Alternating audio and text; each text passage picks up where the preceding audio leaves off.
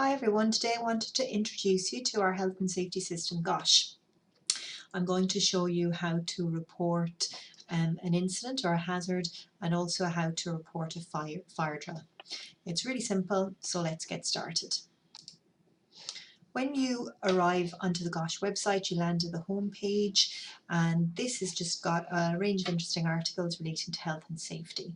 When you want to report an accident, a near miss, a good catch, some stress at work, or a fire drill, you need to come to this box here. What would you like to report?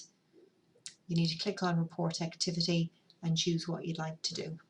We're going to start with Report an incident or event. So I've clicked on Report an incident or event, and it's brought up the form. So now I just work through this, and this will get submitted to my centre manager. So I need to classify it as an accident, near miss, or good catch. If I hover there, it gives me a definition of what these things are. If I click help here, it also explains. So basically, a good catch is when you recognise something's got the potential to cause an incident but didn't because you took some corrective action.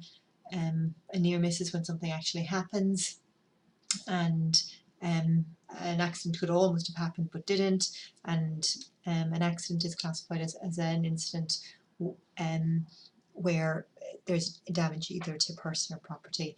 But don't worry too much about getting this right or wrong. Your centre manager can recategorise it if you haven't got it right.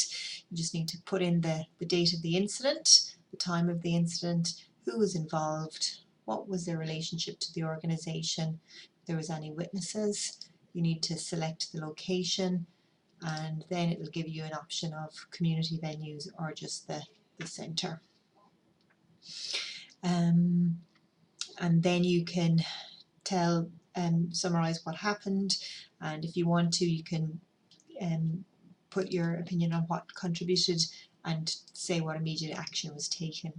If the person was injured and you click yes, then you'll also get a little pop out which asks you to go into more detail about the treatment of the injury, and you can also add any images relating to it. And when you're done, hit submit, and that will get sent to the centre manager. Of course, if it is a really serious accident or incident, the expectation is that you would call your centre manager first, after you've called the appropriate medical people, and let them know what happened, and then fill in the incident form later. Now I'd like to show you how to report a fire drill. So now I'm going to show you how to report a fire drill. You select the drill type. So we've got fire, earthquake, lockdown, and business continuity plan. The form won't change depending on which one you pick. So obviously if it's an earthquake, you can ignore some of these questions here. But for the sake of this demonstration, it's going to be a fire. Again, selecting the location and putting in your name, your email, the date of the drill, the time at the beginning of the drill, how long it took you to take it, any general comments, and the date of the next drill. And usually we make that 6 months from the date of the current drill that you've done. And then you need to just work through these and answer yes, no, or not applicable depending on your situation, and then hit submit. And that's how you complete a fire drill. Please only use report a fire drill and not incident or event when you are reporting a fire drill.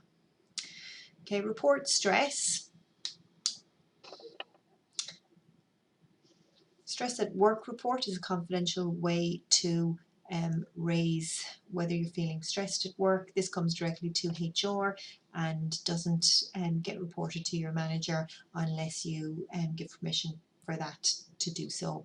And when that is submitted, we will get in touch with you and talk to you about next steps. So like with the other forms, you just work your way through all the details and hit submit at the end. Here you can see it asks, do you give permission for this report to be escalated to your manager? And you can hit yes or no. So you can be sure that this is treated in confidence and it only goes through to HR. The last thing you can report is report a hazard. So let's look at that now.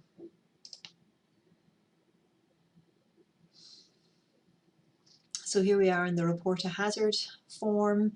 Again, if you see something that's hazardous in the work environment, you've got an obligation to try and reduce it or minimize it, eliminate it or minimize it if it's safe for you to do so.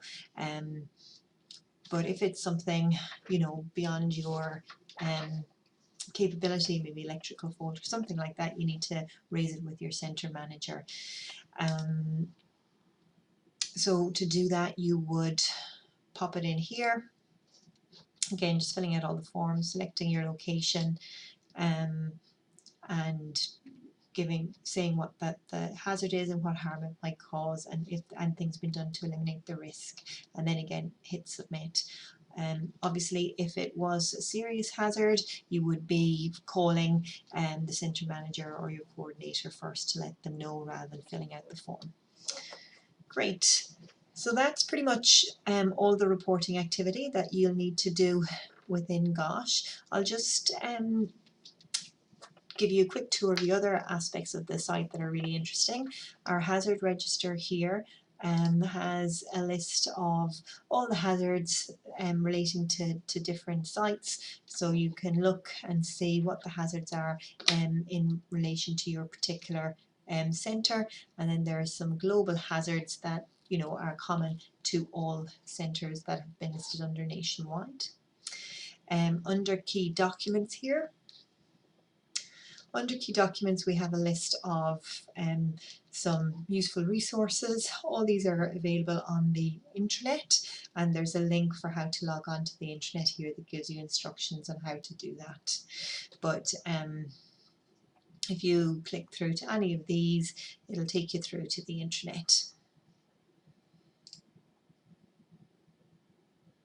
And that brings us through to the safety and wellbeing policy on our intranet. You do need to be logged in to do that, and there's directions there on how to do that. Community venues. This is a new area to the GOSH website, so it's still being populated, but it gives a list of all our venues, and ultimately we hope to be able to have, you know, evacuation plans and any other health and safety documents relating to that venue stored on here for your information. Again, this is a new area and we're starting to populate that now. Roles and responsibilities. This outlines who the first aid officers and fire wardens are in your centre, and you can scroll through here and find your centre and know who's on there. It'll also let you know if your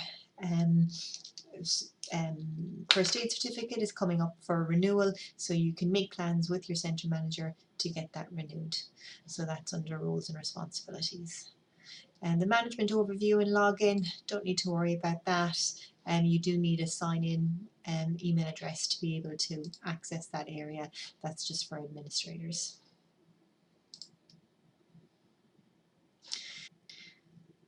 So that's it. That's our tour of GOSH, and I hope you found it useful. Remember that you can talk to your centre manager at any time if you've got any questions or concerns, and they can help you report an activity if you don't feel comfortable doing it yourself. But yeah, I'd encourage you to give it a go. And again, just keep in mind, if it's anything really serious or big, get on the phone to your centre manager straight away, and don't do the paperwork first. Okay everyone, stay safe at work, and thank you for your time today.